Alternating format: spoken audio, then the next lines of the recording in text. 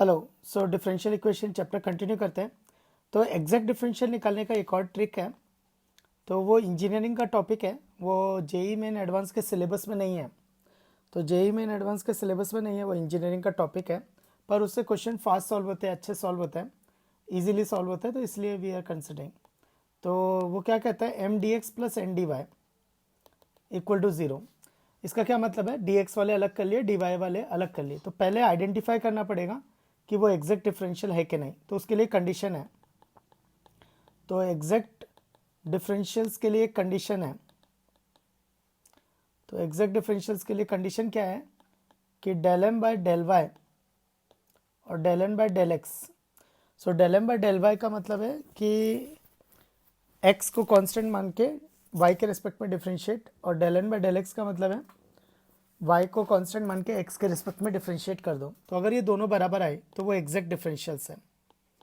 अगर दोनों बराबर आई तो एग्जैक्ट डिफरेंशियल है। तो सॉल्यूशन कैसे निकालेंगे, तो सॉल्यूशन निकलेगा integration of M D X minus integration of N D Y equal to zero. Integration of M D X minus N D Y equal to zero. पर इसके अंदर कुछ कंस्टेंट है। कंस्टेंट क्या है, इसके अंदर वाई को कांस्टेंट मानते हैं, और इसमें क्या करते हैं, वो टर्म लेते हैं जिसमें एक्स नहीं है। तो नॉट कंटेनिंग एक्स, तो वो टर्म लेते हैं। तो देखो यहाँ पे क्या होगा, y को कांस्टेंट मान के इंटीग्रेट करेंगे। यहाँ पे सिर्फ वो टर्म लेंगे जिसमें x नहीं होगा, क्योंकि उसको y के रिस्पेक्ट में इंटीग्रेट कर रहे हैं हम लोग। तो इसको एक एग्जांपल से समझते हैं कि एग्जैक्ट डिफरेंशियल कैसे काम कर रही है। तो एग्जांपल मैंने लिया X D Y minus Y D X upon X square is equal to zero. तो ये मुझे पता है कि ये किसका डेरिवेटिव लिखा हुआ है, y बाई एक्स का डेरिवेटिव लिखा हुआ है। तो यानी इसका इंटीग्रेशन क्या आएगा, y बाई एक्स। तो इसका सॉल्यूशन आने वाला है y बाई एक्स। तो ठीक है, इसको सॉल्व करते हैं यूजिंग एग्जैक्ट डिफरेंशियल, जो अपन ने इंजीनियरिंग का टॉपिक है। तो इसको एक्स स्क्वायर को स्प्लिट किया, तो ये D Y upon X minus Y by X square D x is equal to zero आ जाएगा। यानी minus Y by X square D X plus one by X D Y equal to zero आएगा। तो D x अलग कर लिया, D Y अलग कर लिया। अब इसमें m कौन है, m है minus Y by X square, और n कौन है, वन बाई एक्स। n है वन बाई एक्स। तो del M by del Y, del M by del Y का मतलब है y को x को कांस्टेंट मान के, तो y का डेरिवेटिव वन हो जाएगा, तो minus one by X square. और del N by del X, X के रिस्पेक्ट में y को कांस्टेंट मान के, तो minus one by X square. तो del M by del Y is equal to del N by del X. तो मतलब एग्जैक्ट डिफरेंशियल्स। तो ये एग्जैक्ट डिफरेंशियल है। तो ठीक है, तो इसका सॉल्यूशन कैसे निकालते हैं, तो सॉल्यूशन निकालते हैं M D X minus N D Y equal to zero, लेकिन इसमें y कांस्टेंट ट्रीट होगा, और इसमें जो टर्म x नहीं होगा वही लेंगे, नॉट कंटेनिंग x। तो ठीक है, तो m क्या था, m था minus Y by X square. तो minus Y by X square D X minus n क्या है, वन बाई एक्स। पर हमें वो चाहिए जिसमें x नहीं हो, जिसमें x नहीं है। तो वन बाई एक्स में तो x है, तो ये नहीं आएगा, तो ज़ीरो डी वाई ही रह जाएगा। तो सपोज अगर वो ऐसा होता, वो होता one by X plus Y, तब हम सिर्फ y लेते हैं। तो फंडा क्या है कि नॉट कंटेनिंग x वाला टर्म लेंगे, ताकि उसको y के रिस्पेक्ट में इंटीग्रेट कर सकें। नेक्स्ट, अब इसको x के रिस्पेक्ट में इंटीग्रेट करना है, लेकिन y इज अ कांस्टेंट। तो ये हो जाएगा y by X plus C is equal to zero. तो ये आ गया इंटीग्रेशन उसका y बाय एक्स। एग्जाम्पल देखते हैं कुछ। तो एक एग्जाम्पल है, solve one by Y sine of X upon Y minus Y by X square cos of Y by X plus one D X plus one by X cos Y by X minus X upon Y square sine of X upon Y plus one upon Y square D Y equal to zero. तो इसको क्या करेंगे, split कर देंगे। इसको पूरे को split कर देते हैं, और फिर उसके बाद में इसको और समझते हैं। तो इसको स्प्लिट किया, तो ये आएगा one upon Y sine of X upon Y D X minus y by X square cos y by X D X plus 1 upon X cos y by X D Y minus X upon Y square sine of X upon Y, ये अंदर है, D Y plus 1 upon Y square D Y equal to 0। अब देखा जाए ना तो ये integrate हो सकता है, ये इंटीग्रेट हो सकता है, पर बाकी नहीं हो सकते हैं, बाकी में एक्स और वाई घूम रहा है। तो अब क्या करेंगे, एक जैसे टर्म इकट्ठे करते हैं। तो देखो sine of X upon Y, तो sine of X upon Y इकट्ठा किया तो बचेगा क्या, तो बचेगा Y D X minus X D Y upon Y square. Similarly ऐसे कॉस वाई बाय एक्स वाला टर्म इकट्ठा किया तो कॉस वाई अपॉन एक्स, तो बचेगा क्या, ये कॉस वाई बाय एक्स, ये एक ही आ जाएगा और एक ही आ जाएगा, तो बचेगा X D Y minus Y D X upon X square.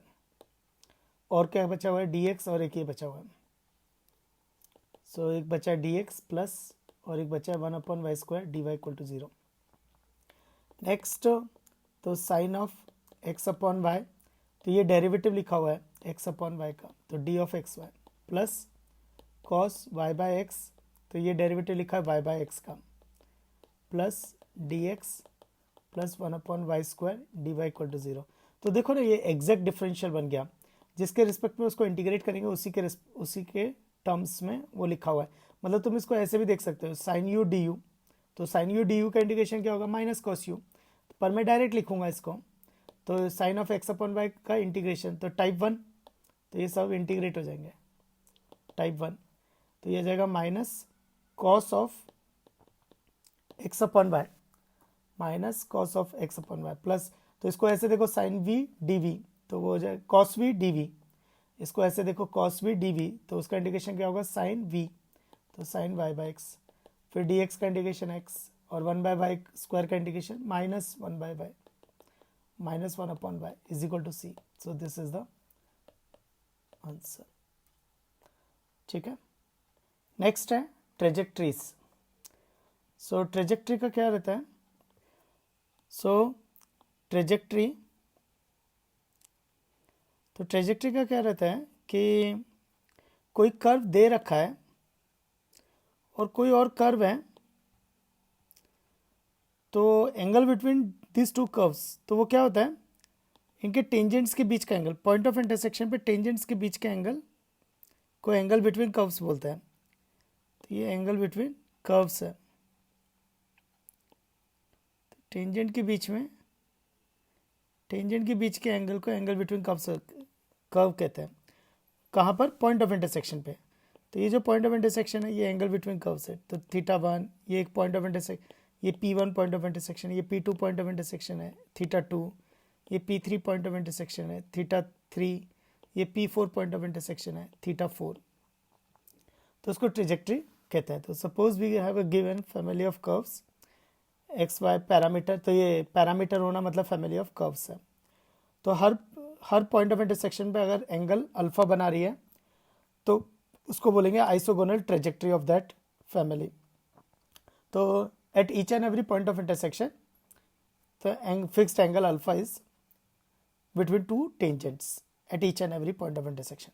तो हर पॉइंट ऑफ इंटरसेक्शन पे टेंजेंट्स के बीच का एंगल सेम है, अल्फा है, तो this is known as isogonal trajectory. अब एक और चीज, if all angles are equal then it is known as isogonal trajectory. if all angles are equal then this is known as a isogonal trajectory, but if all angles are equal and they are equal to pi by 2 then it's known as a orthogonal trajectory,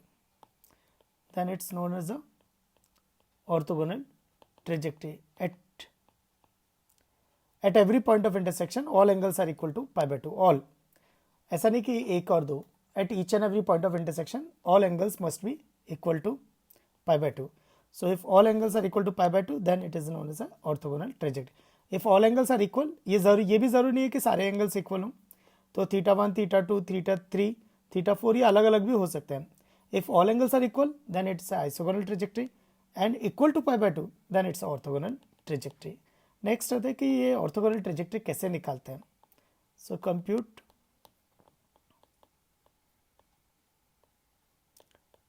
orthogonal trajectory. तो ये orthogonal trajectory कैसे find out करते हैं, तो देखो, तो क्या होगा, अपने को एक फैमिली ऑफ कर्व्स दे रखी होगी, एक्स, उसमें एक्स होगा, वाई होगा, ए होगा, इक्वल टू 0। तो इसको डिफ्रेंशिएट कर देंगे, तो डिफ्रेंशिएट करेंगे तो एक्स होगा, वाई होगा, ए होगा और डेरिवेटिव का टर्म होगा। नेक्स्ट, तो फैमिली को रिप्रेजेंट करना है डिफरेंशियल इक्वेशन से, तो पैरामीटर को एलिमिनेट करना पड़ेगा, तो एक्स होगा, वाई होगा, डेरिवेटिव होगा। तो ये आ गई फॉर्मेशन ऑफ डिफरेंशियल इक्वेशन। लेकिन अपने को चाहिए ऑर्थोगोनल ट्रेजेक्ट्री, और ऑर्थोगोनल ट्रेजेक्ट्री में वो ये कर्व, ये फैमिली और जो नई फैमिली आने वाली है उसमें टेंजेंट के बीच का एंगल 90 डिग्री होगा, तो they are perpendicular to each other, तो उसका स्लोप इसके स्लोप का नेगेटिव रेसिप्रोकल होगा। तो बस करना क्या है, D Y by D x की जगह -1/dy/dx सब्सटीट्यूट करना, या फिर ऐसा सोच सकते हैं -dx/dy सब्सटीट्यूट करना है। तो उससे क्या होगा, x होगा, y होगा और -dx/dy की डिफरेंशियल इक्वेशन होगी। फिर इसको सॉल्व करेंगे, तो सॉल्व करेंगे तो जनरल इक्वेशन निकलेगा, तो उसमें भी एक पैरामीटर होगा, तो x होगा, y होगा, c इक्वल टू 0। तो ये जो फैमिली आएगी, ये फैमिली उस फैमिली की ऑर्थोगोनल होगी, तो वो दोनों family orthogonal to each other होगी। तो एक एग्जांपल से समझते हैं। तो जैसे एक क्वेश्चन लिया कि फाइंड द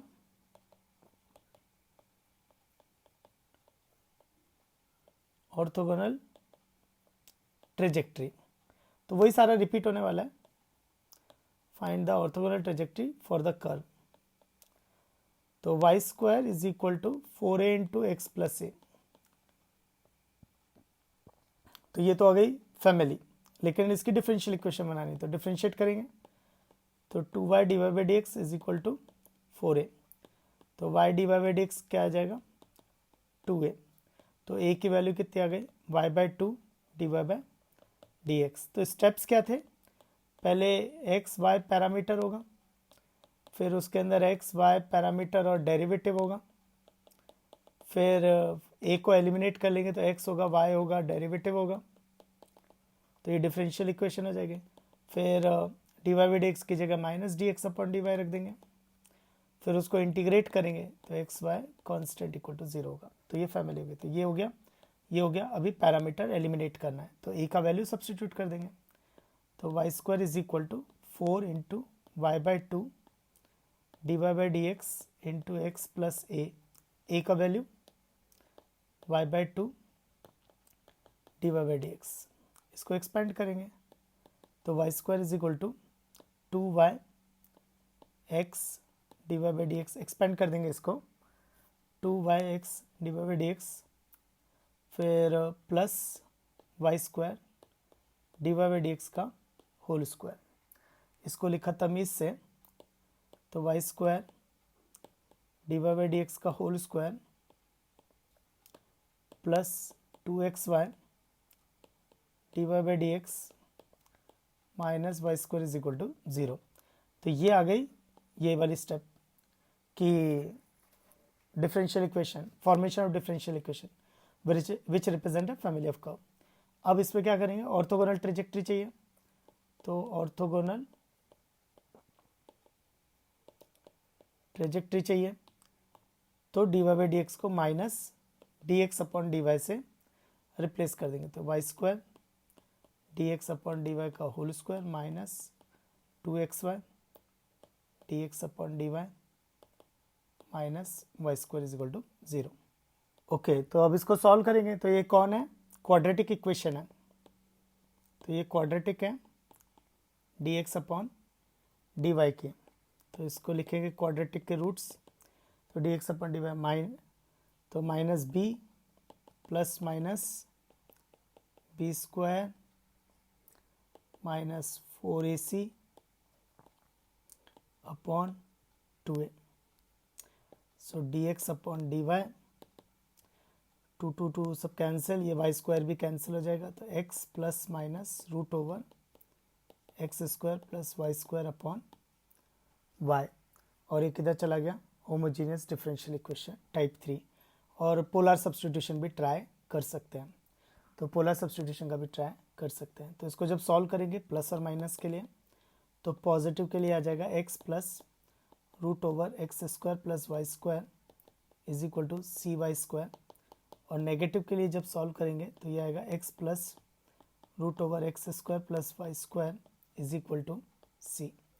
तो दीज आर द आंसर। तो ये क्या है ना, वो जो फैमिली दे रखी थी Y square is equal to, family दे रखी थी Y square is equal to 4a into X plus A, उसके परपेंडिकुलर है, उसके ऑर्थोगोनल है, तो ये ऑर्थोगोनल ट्रेजेक्ट्री है। So differential equation chapter is complete, calculus is complete.